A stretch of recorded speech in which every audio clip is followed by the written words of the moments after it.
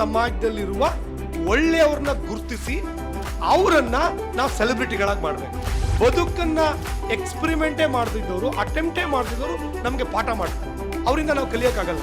ಬದುಕಲ್ಲಿ ಹೋರಾಟ ಮಾಡಿರ್ಬೇಕು, ಎದ್ದಿರ್ಬೇಕು, ಬಿದ್ದಿರ್ಬೇಕು, ನೋವು ತಿಂದಿರ್ಬೇಕು, ಅಸಹ್ಯ ಪಟ್ಟಿರ್ಬೇಕು, ಅವ್ರನ್ನ ನೋಡಿ ಜನ ಅವ್ರಿಗೆ ಇನ್ಸಲ್ಟ್ ಮಾಡಿರ್ಬೇಕು. ಅಂಥವ್ರ ಮೇಲ್ ಬರ್ತಾರಲ್ಲ, ಅವರು ಸಾಧನೆ ಮಾಡ್ತಾರೆ. ಅವ್ರು ಮಾತ್ರ ನಮಗೆ ಪ್ರೇರಣೆ ಕೊಡೋಕೆ ಸಾಧ್ಯ. ಆ ಥರದ ಸಾಧಕರು ಇವತ್ತು ಫ್ರೀಡಮ್ ಆ್ಯಪಲ್ಲಿ 1,500 ಜನ ಇದ್ದಾರೆ. ನನ್ಗೇನು ಹೇಳ್ಕೊಟ್ಟಿಲ್ಲ ನನ್ನ ಸ್ಕೂಲು, ನನ್ನ ಕಾಲೇಜು. ಬದುಕು ಕಟ್ಕೊಳ್ಳೋಕ್ಕೆ, ಊಟ ಮಾಡೋಕ್ಕೆ, ಈಗ ನನ್ಗೆ ಸಂಪಾದನೆ ಮಾಡೋಕೆ ಏನು ಹೇಳ್ಕೊಟ್ಟಿಲ್ಲ. ನಾ ಏನು ಮಾಡಲಿ ಅಂತ ಬ್ಲ್ಯಾಂಕ್ ಆಗಿರೋರಿಗೆ, ಅಥವಾ ನಾನೇನೋ ಮಾಡಬೇಕು ಬಟ್ ಹೇಗೆ ಮಾಡೋದು ಗೊತ್ತಿಲ್ಲ ಅನ್ನೋರಿಗೆ, ಅಥವಾ ಏನೋ ಮಾಡ್ತಿದ್ದೀನಿ ಇನ್ನೂ ಚೆನ್ನಾಗಿ ಮಾಡಬೇಕು ಅನ್ನೋರಿಗೆ, ಈ 3 ರೀತಿಯ ಜನರಿಗೆ ಎಜುಕೇಶನ್ ಕೊಡಬೇಕು ಅನ್ನೋದು ಒಂದು ಉದ್ದೇಶ. ಈ ಎಜುಕೇಶನ್ ಸಿಸ್ಟಮಲ್ಲಿ ಆಗ್ತಿರೋ ಡಿಸ್ಕ್ರಿಮಿನೇಷನ್ ಇದೆಯಲ್ಲ, ಇದನ್ನು ತಡೆಗಟ್ಟಬೇಕು ಅನ್ನೋದು ಇನ್ನೊಂದು ನನ್ನ ಜೀವನದ ಮುಖ್ಯ ಉದ್ದೇಶ. ಈ ಫ್ರೀಡಮ್ ಆ್ಯಪಲ್ಲಿ ನಾವು ನಮ್ಮ ಕಾನ್ಸೆಪ್ಟ್ ಇದೆಯಲ್ಲ, ಏನು ಮಾಡಕ್ಕೆ ಹೊರಟಿದ್ದೀವಿ ಅಂತ. ಫ್ರೀಡಮ್ ಆ್ಯಪ್ ಲಾಂಚ್ ಮಾಡೋಕ್ಕೂ ಮೊದಲು ನಾನು ಇಂಡಿಯನ್ 2008ರಲ್ಲಿ ಜನರಿಗಾದ ಮೋಸ ನೋಡಿ, ಅಂದರೆ ಫಿನಾನ್ಷಿಯಲ್ ಪ್ರಾಡಕ್ಟ್ಸ್ಗಳನ್ನ ಕೊಂಡುಕೊಳ್ಳುವಾಗ ಆದಂತಹ ಮೋಸ ನೋಡಿಬಿಟ್ಟು indianmoney.com ಲಾಂಚ್ ಮಾಡಿದ್ವಿ. 2019ರಲ್ಲಿ ನಮ್ಗನ್ನಿಸ್ತು ಈ ಕಾಲ್ ಸೆಂಟರ್ ಬೇಸ್ಡ್ ಮಾಡೆಲ್ ಇದೆಯಲ್ಲ, ಅದು ರನ್ ಆಗಲ್ಲ, ಅಂದರೆ ಸ್ಕೇಲಬಿಲಿಟಿ ಕಷ್ಟ ಆಗುತ್ತೆ. ನಾವು ದಿನಕ್ಕೆ ಸುಮಾರು 35,000 ಜನಕ್ಕೆ ಅಡ್ವೈಸ್ ಮಾಡ್ತಿದ್ವಿ ಫೋನಲ್ಲಿ. ಅದನ್ನು ಸ್ಕೇಲ್ ಮಾಡೋದು ಬಹಳ ಕಷ್ಟ ಆಗ್ತಿತ್ತು. ಪ್ರತಿ ಇನ್ನೊಂದು 25 ಜನಕ್ಕೆ ಎಕ್ಸ್ಟ್ರಾ ಅಡ್ವೈಸ್ ಮಾಡಬೇಕು ಅಂದರೆ ಕಾಲ್ ಸೆಂಟ್ರಲ್ಲಿ ಇನ್ನೊಬ್ಬರನ್ನ ಹೊಸದಾಗಿ ಆ್ಯಡ್ ಮಾಡಬೇಕಿತ್ತು. ಹಾಗಾಗಿ ಅಂದ್ಕೊಂಡ್ವಿ, ಯಾಕಾಗಿ ನಾವು ಆ್ಯಪ್ ಬೇಸ್ಡ್ ಮಾಡೆಲಿಗೆ ಹೋಗಬಾರ್ದು, ಯಾಕಂದರೆ ಎಲ್ಲರೂ ಸ್ಮಾರ್ಟ್ಫೋನ್ ಯೂಸ್ ಮಾಡ್ತಿದ್ದಾರೆ, ಆ್ಯಪ್ ಮಾಡೋಣ ಅಂತ. ಈಗ ಫಿನಾನ್ಷಿಯಲ್ ಫ್ರೀಡಮ್ ಆ್ಯಪ್ ಮಾಡಿಬಿಟ್ಟು ಜನರಿಗೆ ಆ್ಯಪ್ ಮೂಲಕ ಅಡ್ವೈಸ್ ಕೊಡಬೇಕು ಅಂದರೆ, ಎಜುಕೇಷನ್ ಕೊಡಬೇಕು ಅಂದರೆ ಜನ ದುಡ್ಡು ಕೊಟ್ಟು ಆ್ಯಪ್ಗೆ ಸಬ್ಸ್ಕ್ರಿಪ್ಷನ್ ತಗೋಬೇಕು. ಕೊಡ್ತಾರಾ ಅನ್ನೋ ಡೌಟ್ ಇತ್ತು. ಅದಕ್ಕಾಗಿ ನಾನು ನನ್ನ ಟೀಮಿಗೆ ಹೇಳಿದೆ, ವರ್ಕ್ಶಾಪ್ ಮಾಡ್ತೀನಿ, ಫಿನಾನ್ಷಿಯಲ್ ಫ್ರೀಡಮ್ ವರ್ಕ್ಶಾಪ್ ಮಾಡಿ ಜನರನ್ನ ನಾನೇ ನೇರವಾಗಿ ಭೇಟಿ ಮಾಡಿ ಅವರಿಂದ ತಿಳ್ಕೊತೀನಿ. 7,000 ಜನನ 28 ವರ್ಕ್ಶಾಪ್ಗಳ ಮೂಲಕ ಭೇಟಿ ಮಾಡಿದೆ. ಅವಾಗ ನನಗೆ ಗೊತ್ತಾಗಿದ್ದೇನೆಂದರೆ, ಜನರಿಗೆ ದುಡ್ಡನ್ನು ಮ್ಯಾನೇಜ್ ಮಾಡೋದ್ರ ಬಗ್ಗೆ ಎಜುಕೇಷನ್ಗಿಂತ ಹೆಚ್ಚಾಗಿ ದುಡ್ಡು ಹೆಂಗೆ ಮಾಡೋದು ಅನ್ನೋ ಎಜುಕೇಷನ್ ಬೇಕು. ಯಾಕಂದರೆ ಸರ್, ನನ್ನ ಹತ್ರ 10 ಎಕರೆ ಜಮೀನಿದೆ, ವರ್ಷಕ್ಕೆ 3 ಲಕ್ಷ ಬರ್ತಿಲ್ಲ, ನಾನು ಈ ಬಿಸ್ನೆಸ್ ಮಾಡ್ತಿದ್ದೀನಿ, ನಡ್ಸೋಕೆ ಆಗ್ತಾನೆ ಎಲ್ಲ, ಕ್ಲೋಸ್ ಮಾಡಬೇಕು, ಈ ಥರದ ಸಮಸ್ಯೆಗಳನ್ನ ಹೇಳೋಕೆ ಶುರು ಮಾಡಿದ್ರು. ಆವಾಗ ಫ್ರೀಡಮ್ ಆ್ಯಪ್ ಅನ್ನೋ ಒಂದು ಸಂಸ್ಥೆಯನ್ನು ಕಟ್ಟಬೇಕು, ಈ ಆ್ಯಪನ್ನು ಲಾಂಚ್ ಮಾಡಬೇಕು ಅನ್ನೋ ಒಂದು ಕನಸು ಬಂತು. ಇವತ್ತು ಫ್ರೀಡಮ್ ಆ್ಯಪ್ ಸುಮಾರು 6 ಭಾಷೆಯಲ್ಲಿದೆ. 7ನೇ ಭಾಷೆ ಬೆಂಗಾಲಿ ಇನ್ನು ಆ್ಯಡ್ ಆಗುತ್ತೆ ಅಕ್ಟೋಬರ್ಗೆ. 80 ಲಕ್ಷ ಜನ ಫ್ರೀಡಮ್ ಆ್ಯಪ್ನ ಯೂಸ್ ಮಾಡ್ತಿದ್ದಾರೆ. 820 ಕೋರ್ಸ್ ಇದೆ ಈ ಮಂತ್ ಎಂಡಿಗೆ, ಅಥವಾ ಮ್ಯಾಕ್ಸಿಮಮ್ ನೆಕ್ಸ್ಟ್ ಮಂತ್ ಎಂಡ್ ಒಳಗಡೆ 1,000 ಕೋರ್ಸ್ ಗಡಿ ದಾಟ್ತೀವಿ. ಇಷ್ಟೆಲ್ಲ ಮಾಡಿದರೆ ಹಾಗಾದ್ರೆ ಏನು ಮಾಡ್ತಿದ್ದೀವಿ ಫ್ರೀಡಮ್ ಆ್ಯಪಲ್ಲಿ ಅಂತ ಕೇಳಿದ್ರೆ, ನಿಮ್ಗೆ ನೋಡಿ, ಒಬ್ಬ ವ್ಯಕ್ತಿ, ಈಗ ನಾನಿದ್ದೀನಲ್ಲ, ನಾನಿಲ್ಲಿ ನಿಂತಿದ್ದೀನಿ ಅಂದರೆ ಒಬ್ಬ ಹಳ್ಳಿ ಹುಡುಗ, ನಮ್ಮೂರಲ್ಲಿ ಹಾಲು ಮಾರ್ತಿದ್ದೆ. 4ನೇ ಕ್ಲಾಸ್ ಮುಗೀತಿದ್ದಂಗೆ ನಮ್ಮಮ್ಮ ಹಾಲು ಮಾರು ಅಂತ ಹಾಲು ಮಾರ್ತಿದ್ದೆ. ನಮ್ಮ ಊರಿಗೆ ಎಲೆಕ್ಟ್ರಿಸಿಟಿ ಬಂದಿದ್ದೆ ನಾನು 7ನೇ ಕ್ಲಾಸಲ್ಲಿದ್ದ ಎಲೆಕ್ಟ್ರಿಸಿಟಿ ಬಂದಿದ್ದು. ಅಲ್ಲಿಂದ ಬಂದ ಹುಡುಗ ಇವತ್ತೇನಾದರೂ ಮಾಡಿದ್ದೀನಿ ಅಂದರೆ ಅದಕ್ಕೆ ಕಾರಣ ಎಷ್ಟು, ನಮಗೆ ನಮ್ಮದೇ ಆದ ಒಂದು ಐಡೆಂಟಿಟಿ, ನಾನೀಗ ಬದುಕಬೇಕು ಅನ್ನೋ ಒಂದು ಐಡೆಂಟಿಟಿ ಬರುತ್ತೆ, ಛಲ ಇರುತ್ತೆ. ಆ ಐಡೆಂಟಿಟಿ ಜನರಿಗೆ 2 ಥರ ಇರುತ್ತೆ. ಒಂದು, ಒಳ್ಳೆ ಕೆಲಸ ಮಾಡಿ ಒಳ್ಳೆಯವನು ಅಂತ ಕರ್ಸ್ಕೊಬೇಕು. ಇನ್ನೊಂದು, ಒಬ್ಬನ ಸಾಯಿಸ್ಬಿಟ್ರೆ ನಾನು ಡಾನ್ ಆಗ್ತೀನಿ. ಯಾವ್ದಾದ್ರು ಒಂದು ಸಣ್ಣ ಪುಟ್ಟ ದರೋಡೆ ಮತ್ತೊಂದು ಮಾಡಿದ್ರೆ ಒಬ್ಬ ಕ್ರಿಮಿನಲ್ ಆಗ್ತೀನಿ, ನನ್ನನ್ನು ನೋಡಿ ಜನ ಭಯ ಪಡ್ತಾರೆ. ಅದು ಒಂದು ಐಡೆಂಟಿಟಿನೇ. ಈಗ ಯಾವ ಐಡೆಂಟಿಟಿಗೆ ಜನ ಚೇಸ್ ಮಾಡಬೇಕು, ಯಾವ ಐಡೆಂಟಿಟಿ ಹಿಂದೆ ಜನ ಹೋದರೆ ನಮ್ಮ ಸಮಾಜ ಚೆನ್ನಾಗಿರುತ್ತೆ, ಒಳ್ಳೆ ಐಡೆಂಟಿಟಿ ಅಲ್ವಾ? ಈ ಐಡೆಂಟಿಟಿ ಮತ್ತು ಆಸ್ಪಿರೇಷನ್ಸ್, ಆಸೆಗಳು ಅಂತೀವಲ್ಲ, ಆಸೆಗಳು ಕನೆಕ್ಟೆಡ್. ನನಗೆ ನಾನು ಒಳ್ಳೆ ರೀತಿಯಲ್ಲಿ ಬದುಕಬೇಕು ಅನ್ನೋ ಆಸೆ ಇತ್ತು ಅಂದರೆ ಆಟೋಮ್ಯಾಟಿಕಲಿ ಒಳ್ಳೆ ಕೆಲಸ ಮಾಡೋಕೆ ಹೋಗ್ತೀನಿ. ಬಟ್ ಅದು ಯಾವಾಗ ಸಾಧ್ಯ ಆಗುತ್ತೆ ಅಂದರೆ, ನಮ್ಮ ಸಮಾಜದಲ್ಲಿರುವ ಒಳ್ಳೆಯವ್ರನ್ನ ಗುರುತಿಸಿ ಅವರನ್ನು ನಾವು ಸೆಲೆಬ್ರಿಟಿಗಳಾಗಿ ಮಾಡಬೇಕು. 2.5 ಗಂಟೆ ಸಿನಿಮಾನ 2 ವರ್ಷದಲ್ಲಿ ಶೂಟ್ ಮಾಡಿದವರು ಸೆಲೆಬ್ರಿಟಿಗಳಾಗಬಾರ್ದು ನನ್ನ ಪ್ರಕಾರ. ನಾನು ಯಾಕೆ ಇದನ್ನು ಹೇಳ್ತೀನಿ ಅಂದರೆ, ಸಾಧನೆ ಮಾಡಿದವರು ಇವತ್ತು ಎಷ್ಟೋ ಜನ ಬದುಕನ್ನು ಕಟ್ಕೊಂಡವರು. ಈಗ ನಾನು ಪದ್ಮಜಾ ಮೇಡಮ್ಗೆ ಯಾವಾಗಲೂ ಹೇಳ್ತಾ ಇರ್ತೀನಿ, ನೀವು ಸೆಲೆಬ್ರಿಟಿ ನಂಗೆ ಯಾಕೆ ಅಂದರೆ, ನೀವು ಆ ಏಜಲ್ಲಿ ನಾನು ಆ್ಯಕ್ಟ್ ಮಾಡಬೇಕು, ನಾನು ನನ್ನದೇ ಆದ ಐಡೆಂಟಿಟಿ ಕ್ರಿಯೇಟ್ ಮಾಡಬೇಕು ಅಂತ ಬದುಕಿನ ಹೋರಾಟ ಶುರು ಮಾಡ್ತಾರಲ್ಲ, ಅದಕ್ಕೆ ಅವ್ರು ನಂಗೆ ಸೆಲೆಬ್ರಿಟಿ ಆಗ್ತಾರೆ. ಅವ್ರು ಎಷ್ಟೋ ಸಿನಿಮಾದಲ್ಲಿ ಆ್ಯಕ್ಟ್ ಮಾಡಿದಾರಲ್ಲ, ಅದಕ್ಕಲ್ಲ ನಂಗೆ ಸೆಲೆಬ್ರಿಟಿ. ಅವ್ರ ಬದುಕಿನ ಹೋರಾಟ. ಇನ್ಫ್ಯಾಕ್ಟ್ ನಮ್ಮ ಆ್ಯಪಲ್ಲಿ, ನಮ್ಮ ಯೂಟ್ಯೂಬ್ ಚಾನಲ್ ಅವ್ರದ್ದೊಂದು ವಿಡಿಯೋ ಇಂಟರ್ವ್ಯೂ ಮಾಡಿದ್ವಿ. ಸಿಕ್ಕಾಬೇಡ, ಒಂದು ಯೂಟ್ಯೂಬು ಫೇಸ್ಬುಕ್ ಅಂತ ಒಂದು 40 ಲಕ್ಷ ಜನ ನೋಡಿದ್ರು. ಅಲ್ಲಿಯ ಕಮೆಂಟ್ಸು ನಾನು ಹೀಗೆ ಮಾಡ್ತೀನಿ ಅಂದರೆ ಬದುಕಿನ ಹೋರಾಟ ಇದೆಯಲ್ಲ ಅದು ನಮಗೆ ಬಹಳ ಮುಖ್ಯ ಆಗಬೇಕು. ರೀಲ್ ಅಲ್ಲ, ಬದುಕಿನ ಹೋರಾಟ ಮುಖ್ಯ ಆಗಬೇಕು. ಅದಕ್ಕೆ ನಾವು ಒತ್ತು ಕೊಡಬೇಕು ಅನ್ನೋದು ನಮ್ಮ ಉದ್ದೇಶ. ಹಾಗಾಗಿ ಏನು ಮಾಡಿದ್ವಿ, ಈಗ ಈ ಐಡೆಂಟಿಟಿ ಮತ್ತು ಆಸೆ ಇದೆಯಲ್ಲ ಇದನ್ನು ಹೇಗೆ ಬರ್ಸೋದು ಅಂದರೆ ಇನ್ಸ್ಪಿರೇಷನ್, ಪ್ರೇರಣೆಯಿಂದ. ಈಗ ಜನ ನನಗೆ ಮೊನ್ನೆ ನಮ್ಮ ಮಿಸ್ ಇಂಡಿಯಾ ಆದ್ರಲ್ಲ ಅವ್ರ ಮಾತನ್ನ ಕೇಳ್ತಾ ಇದ್ದೆ, ಇಂಟರ್ವ್ಯೂ ಕೇಳ್ತಾ ಇದ್ದೆ. ಐಶ್ವರ್ಯ ರಾಯ್ ಮಿಸ್ ವರ್ಲ್ಡ್ ಆದಾಗ ಅವ್ರ ಇಂಟರ್ವ್ಯೂ ನೋಡಿಬಿಟ್ಟು ನಾನು ಹೀಗೆ ಆಗಬೇಕು ಅಂತ ಅಂದ್ಕೊಂಡ್ರಂತೆ. ಅದಕ್ಕೆ ತಕ್ಕಂತೆ ತಯಾರಿ ಮಾಡೋಕ್ಕೆ ಶುರು ಮಾಡಿದ್ರು. ಇವತ್ತು ಮಿಸ್ ಇಂಡಿಯಾ ಆದರು. ಅಂದರೆ ಆ ಪ್ರೇರಣೆ ಇದೆಯಲ್ಲ, ಪ್ರೇರಣೆ ನಮಗೆ ಜಾಸ್ತಿ ಸಿಗಬೇಕು ಸುತ್ತಮುತ್ತ. ಇವತ್ತು ನಮ್ಮ ಜೊತೆ ನಮ್ಮ ಫ್ರೀಡಮ್ ಆ್ಯಪಲ್ಲಿ ಬೇರೆ ಬೇರೆ ಕೋರ್ಸ್ಗಳನ್ನ, ಶ್ರೀವಿದ್ಯಾ ಅವ್ರ ರೀತಿ ಬೇರೆ ಬೇರೆ ಕೋರ್ಸ್ಗಳನ್ನ ಮಾಡಿದ ಮೆಂಟರ್ಸ್ ಬಂದಿದ್ದಾರೆ. ಪಿಗ್ ಫಾರ್ಮಿಂಗ್ ಮಾಡ್ತಾರೆ, ಅಥವಾ ಡಚ್ ರೋಸಸ್ಸು, ಫ್ಲೋರಿಕಲ್ಚರ್ ಮಾಡ್ತಾರೆ. ಇವರೊಬ್ಬರು 130 ಎಕರೆಯಲ್ಲಿ ಶ್ರೀಗಂಧ ಬೆಳೆದಿದ್ದಾರೆ. 130 ಎಕರೆಯಲ್ಲಿ, ಅದು ಆ ಬಯಲುಸೀಮೆಯಲ್ಲಿ, ಬರ್ಡ್ ಭೂಮಿಯಲ್ಲಿ 130 ಎಕರೆಯಲ್ಲಿ ಶ್ರೀಗಂಧ ಬೆಳೆದವ್ರು ನಮ್ಮ ನಾನು ಅದಕ್ಕೆ ಹೇಳಿದೆ, ಸರ್ ನೆಕ್ಸ್ಟ್ ಟೈಮ್ ಬರ್ತಾ ನೀವು ಸ್ವಲ್ಪ ಸೆಕ್ಯೂರಿಟಿ ಎಲ್ಲ ಇಟ್ಕೊಂಬರ್ಬೇಕು ನೀವು ಅಂತ. ಎಲ್ಲಿದ್ದಾರೆ ಸರ್? ಅಲ್ಲಿ ಆ ಕಡೆ ಹೋದ್ರಲ್ಲ. 130 ಎಕರೆಯಲ್ಲಿ ಶ್ರೀಗಂಧ ಬೆಳೆದಿದ್ದಾರೆ. ಅವರು ಶ್ರೀಗಂಧ ಬೆಳೆಯೋದು ಹೇಗೆ ಅಂತ ಕೋರ್ಸ್ ಮಾಡಿದ್ದಾರೆ.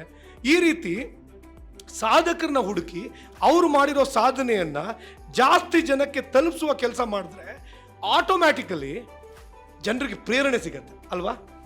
ಜನರು ಇಂಥವ್ರನ್ನ ಗುರುತಿಸ್ಬೇಕು. ಇವ್ರು ನಮ್ಗೆ ಸೆಲೆಬ್ರಿಟೀಸ್. ಬದುಕಿನ ಹೋರಾಟ ಮಾಡಿದವ್ರು ಸೆಲೆಬ್ರಿಟೀಸ್.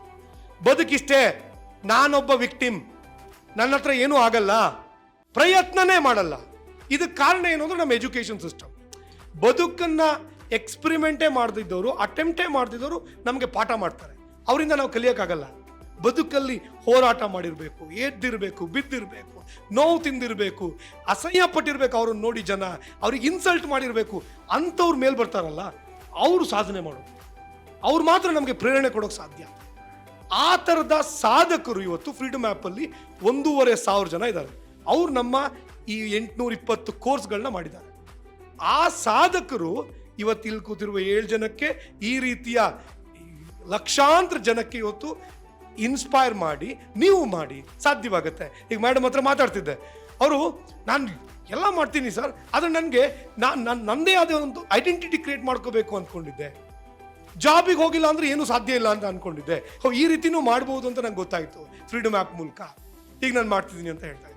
ಅಂದರೆ ಪ್ರತಿಯೊಬ್ಬರಿಗೂ ಕೂಡ ಆ ರೀತಿಯ ಒಂದು ಆಸೆ, ಒಂದು ಆಸ್ಪಿರೇಷನ್ನ ಕ್ರಿಯೇಟ್ ಮಾಡಿ ಪ್ರತಿಯೊಬ್ಬರು ಅವ್ರದ್ದೇ ಆದ ಒಂದು ಐಡೆಂಟಿಟಿ ಕ್ರಿಯೇಟ್ ಮಾಡ್ಕೋಬೇಕು ಅಂದರೆ ಒಂದು ಪ್ರೇರಣೆ ಅದು ಮಾತ್ರ ಸಾಕಾಗಲ್ಲ.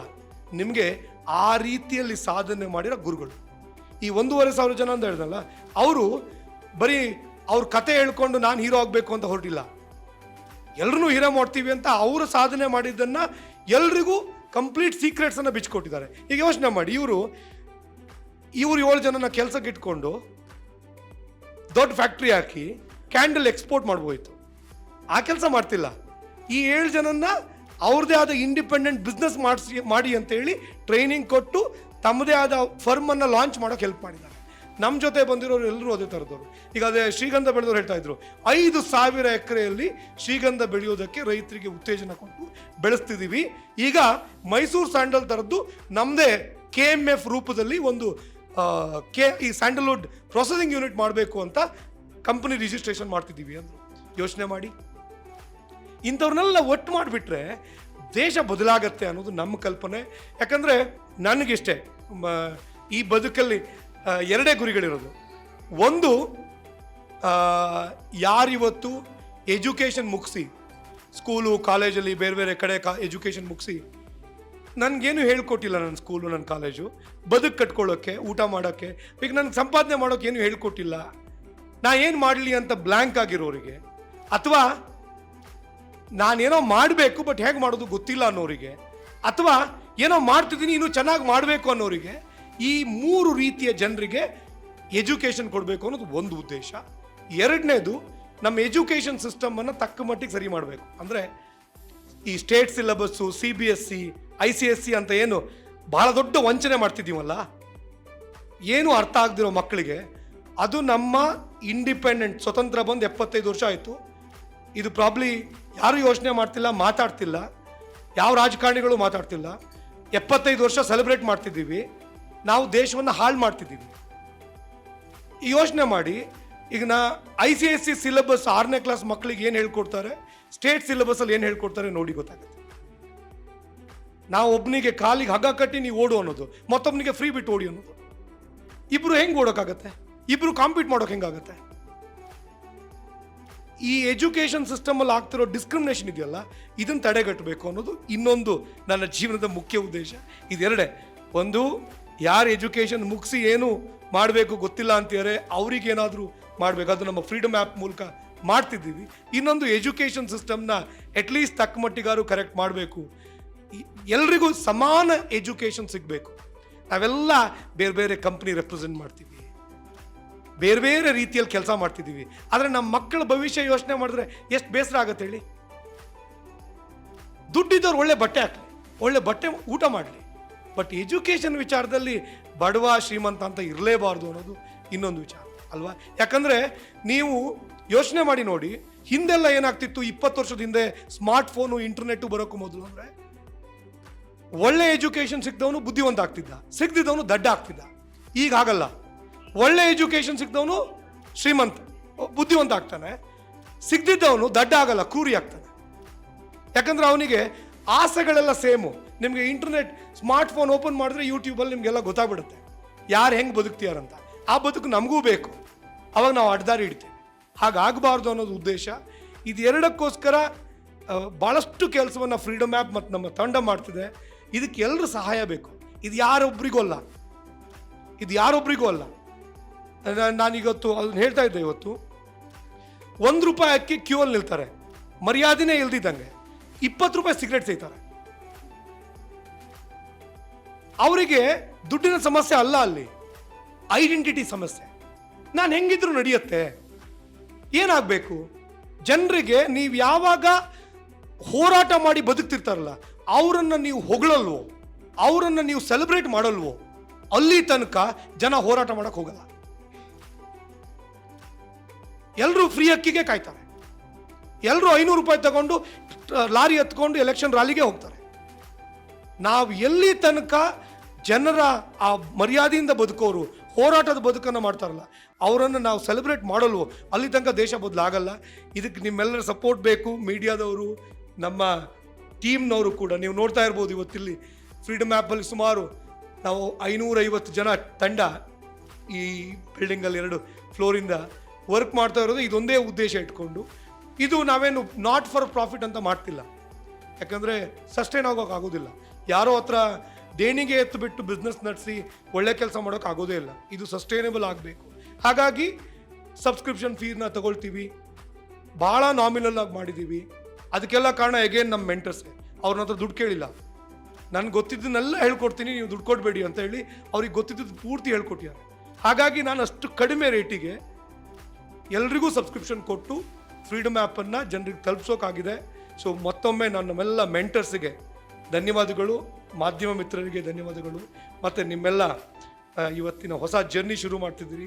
ನಿಮ್ಮ ಜೊತೆ ನಾವು ಇರ್ತೀವಿ. ನೀವು ಇನ್ನೂ ಬಹಳಷ್ಟು ಸಾಧನೆ ಮಾಡೋಕ್ಕಿದೆ. ಇವತ್ತು ಶ್ರೀವಿದ್ಯಾ ಅವ್ರ ಹತ್ರ ಅದನ್ನೇ ಮಾತಾಡ್ತಿದ್ದೆ. ಎಕ್ಸಿಬಿಷನ್ ಹಾಕಿ ಒಂದಿನ ಸೇಲ್ ಮಾಡಿಸೋದು ಈಸಿ, ಪ್ರತಿದಿನ ನಿಮ್ಗೆ ಆರ್ಡರ್ ಬರಬೇಕು. ಏನು ಮಾಡೋಣ? ಇದು ನಮ್ಮ ಉದ್ದೇಶ ಆಗಬೇಕು. ರೂಪಾ ಅವ್ರನ್ನ ಇನ್ವೈಟ್ ಮಾಡಿದ್ದು ಅದೇ. ಅವ್ರು ಹ್ಯಾಂಡಿಕ್ರಾಫ್ಟ್ಸ್ ಕಮಿಷನ್ ಕಾರ್ಪೊರೇಷನ್ MD ಆಗಿದ್ದಾರೆ. ನೋಡೋಣ ಏನು ಸಾಧ್ಯವಾಗುತ್ತೆ. ಯಾಕಂದರೆ ಇದು ಅವ್ರ ಕೆಲಸ, ಆ್ಯಕ್ಚುಲಿ ಅವ್ರು ಮಾಡಬೇಕಿದನ್ನು ಅಲ್ವಾ. ಅವ್ರ ಕೆಲಸ, ಅವ್ರ ಕಡೆಯಿಂದ ಏನು ಮಾಡೋಕ್ಕೆ ಸಾಧ್ಯ ಅದನ್ನು ಕೇಳಬೇಕು. ಜೊತೆಗೆ ನಮ್ಮ ಕಡೆಯಿಂದ ನೀವು ತಯಾರಿ ಮಾಡಿದ್ದ ಕ್ಯಾಂಡಲ್ಸು ಪ್ರಾಡಕ್ಟ್ಸನ್ನು ಪ್ರೊಕ್ಯೂರ್ ಮಾಡಿ ಬೇರೆ ದೇಶಗಳಿಗೆ ಎಕ್ಸ್ಪೋರ್ಟ್ ಮಾಡೋಕ್ಕೆ ಸಾಧ್ಯನಾ, ಬೇರೆ ರಾಜ್ಯಗಳಿಗೆ ಕಳ್ಸೋಕ್ಕೆ ಸಾಧ್ಯನಾ, ಅದಕ್ಕೇನು ಮಾಡ್ಬೋದು ಮಾರ್ಕೆಟಿಂಗ್ ಸಪೋರ್ಟ್ ಅಂತ ಯೋಚನೆ ಮಾಡ್ತಿದ್ದೀವಿ. ಡೆಫಿನೆಟ್ಲಿ ಸದ್ಯದಲ್ಲಿ ಬರ್ತೀವಿ. Thank you so much.